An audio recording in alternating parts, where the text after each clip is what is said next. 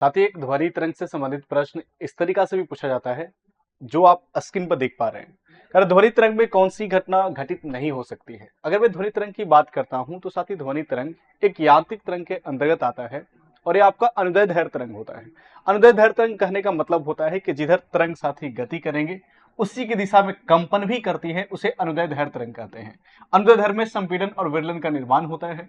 अगर मैं बात करता हूं ध्वनि तरंग में, तो इसमें परावर्तन होता है, मतलब साउंड टकराकर वापस लौटती है। इसमें अपवर्तन भी होता है, यानी कि अलग अलग माध्यम में जाने से ध्वनि का वेग दिशा बदल जाता है। अगर मैं बात करता हूं ध्रुवन, तो साथ ही इसमें ध्रुवन की प्रक्रिया नहीं होती है, यही आपसे पूछा जाता है। अगर मैं विवर्तन की बात करता हूं तो इसमें विवर्तन की प्रक्रिया भी होती है।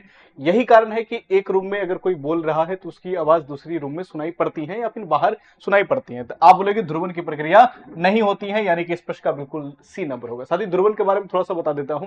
ध्रुवन एक ऐसी प्रक्रिया है जिसमें तरंग निकालकर सिर्फ एक ही दिशा में जाना चाहिए, लेकिन साउंड के साथ ऐसा नहीं होता है। आप बोलेंगे तो आगे भी साउंड जाएगा, पीछे भी जाएगा, आसपास भी जाएगा, यानी कि चारों दिशाओं में साउंड फैल जाती है, इसलिए ध्रुवन की प्रक्रिया नहीं होती है। एक प्रश्न साथ ही और पूछा जाता है। मैं आपसे पूछना चाहता हूं कि दो क्रमगत संपीड़नों और विरलन के बीच की दूरी को क्या कहते हैं। कमेंट बॉक्स में कमेंट करके आप जरूर बताइएगा। बहुत बहुत धन्यवाद।